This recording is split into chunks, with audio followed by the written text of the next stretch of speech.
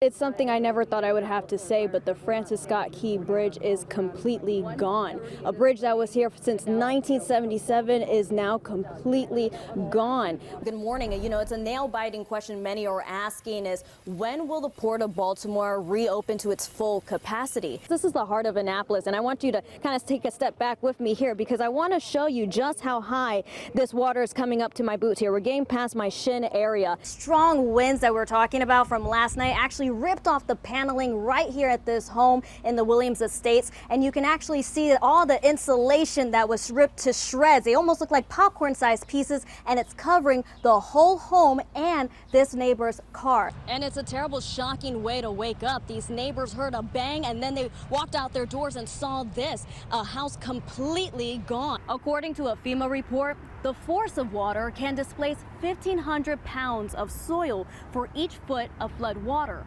That means it can be a risk for the ancestors who lie underneath, deeming it as hazardous air quality. So that really just shows you how this is spreading way beyond than just here in Baltimore and Towson. I was able to go back to the area where it's actually blocked off for drivers on Baltimore Boulevard, and it almost looks like a war zone. You see cars are stranded, glass is shattered, and series of power lines are down. Where this building originally was struck by lightning, caught on fire, but about 20 minutes ago, we called the fire department when we noticed some smoke was coming up from the top of the condo toward the back. Take a look for yourself here. Now, let's get the latest from WJZ reporter Alexus Davila, live for us in Baltimore. Alexus, what's going on?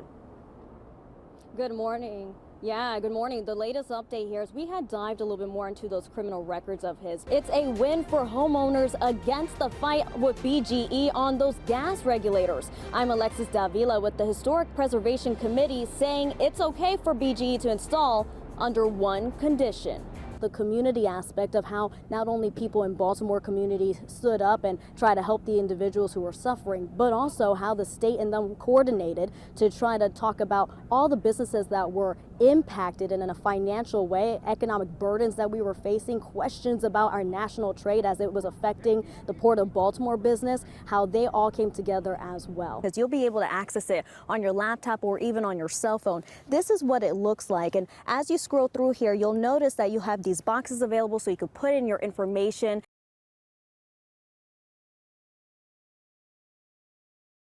Isabel Franco is her name. She says she's only been able to learn updates because her friends are watching our coverage and translating it for her. I was there when her friends gave her an update, and she says she just wants his body to get some closure. Anxiety and pain haunt Isabel Franco every second that her husband Jose Lopez is not in her arms. Franco says Lopez was in a concrete mixer truck early Tuesday morning when a 985-foot cargo ship slammed into the Francis Scott Key Bridge. 4.5 hours later, she got the devastating call from the construction company. I feel bad. Only God knows how hard my heart aches. Maybe he was desperate, trying to escape. Later that night, police gave her sheets of PowerPoint slides mapping an overview of the search strategy with aerial maps and images of helicopters deployed. The update was not in Spanish, so she didn't understand. And she says no local, state, or national political leaders have reached out to her so far. Her friend Lily Ordóñez helped translate to us how the language barrier makes her feel. She's desperate. She feels bad because she doesn't see anything. She doesn't know anything. And she's desperate. Franco says Lopez moved to the United States 19 years ago from Guatemala. They have one child together, but he was a loving father to all 3 of her children. Ellos están tristes. Ellos lo que quieren. They are sad. They loved Jose. Tenía un buen corazón. He had a good heart. He was a hard worker. He was always worried about his family, too. He died, but he was fighting for us always. She says Lopez was good friends with the other Guatemalan co-worker, Dorlian Cabrera. Search crews recovered his body Wednesday morning. I feel bad. They were always together. But now, with the recovery mission on hold to finish the salvage operation, Franco only wants one thing. I feel bad a little bit still because I want the body. His family is desperate to see him too. From serving meals to building homes and roads, thousands of immigrants take on these jobs to help Baltimore thrive, but their health is at risk. One of the men took a picture of a ladder on a rooftop, and he shared the story about how he was working, doing roofing under the hot sun, sweating, and really beginning to feel faint. For 1 month, Dr. Nalini Negi gave 6 Latino immigrant men in Baltimore a camera to document their life. She wanted to see the work and health challenges they face daily. Afterwards, the men were interviewed, and they selected 40 photos that best described their truth. Despite the fact that he was nearly fainting, he asked his boss for a water break, and his boss said no. The photo exhibit hangs on the walls of UMB's Community Engagement Center, along with the men's quotes, with the hope to make their health needs more visible. But it's more than just men. We have parents who have 2, 3, 4 children that need vaccinations, that need dental care, that need a physical to enroll them to school. And so the challenge is bigger. Undocumented immigrants in the U.S. do not qualify for federal health insurance, and most employers do not offer benefits to immigrant workers. That's why the Esperanza Center with Catholic Charities opens their doors knowing that their clients don't have thousands of dollars on hand. You can't go to an urgent care, for instance, or a regular doctor's office and be seen without paying a significant amount of money. It's heartbreaking, honestly, and we hear it often.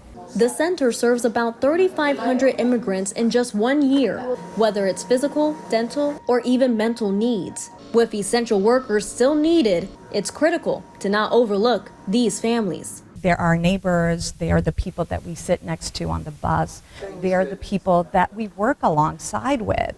We should care because they're part of our community. Their health matters just as our health matters. Reporting, I'm Alexus Davila for WJZ.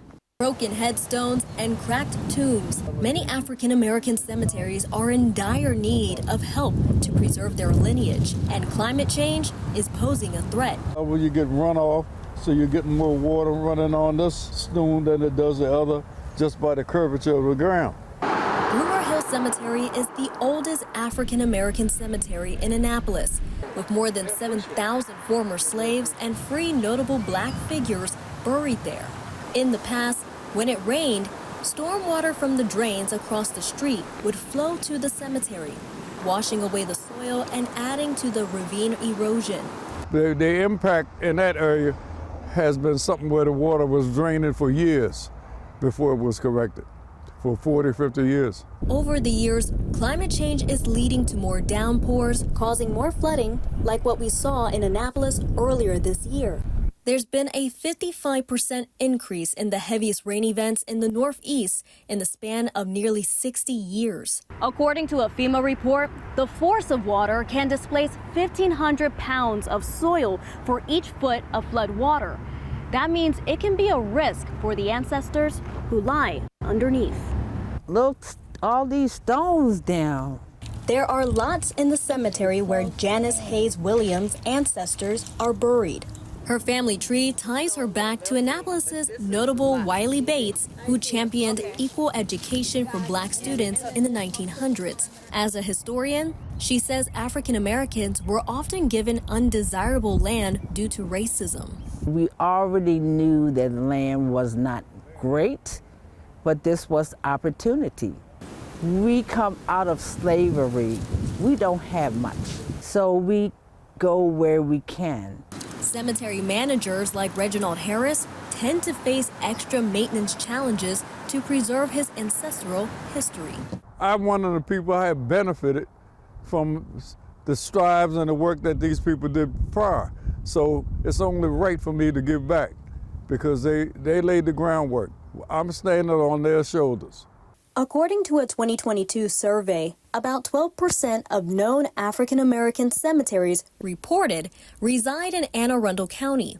However, many black cemeteries do not receive government funding. Brewer Hill operates predominantly on limited family donations. I'm sad, and I know I can do something, so I'm going to fix it. In fiscal year 2022, Maryland awarded the cemetery a $100,000 grant to finish fixing the drainage issue, since it's only halfway completed. This year, the cemetery is getting an extra $250,000 from the state's African American Heritage Preservation Program. Harris says a specialist will help fix about 200 cracked headstones. He hopes to then honor the unknown. But I hope to put a columbarium in the back and a memorial wall with the names and plaques on it of the people who were in here in unmarked graves. In the meantime, Hayes Williams is encouraging other living relatives to step up and lend a hand to keep their history alive for the next generation to see. Just to walk through this place, I can see, oh, the aldermen, the lynchings, the free blacks. Your story is right here. Not knowing where you come from, you can't know where you're going. Reporting, I'm Alexus Davila for WJZ.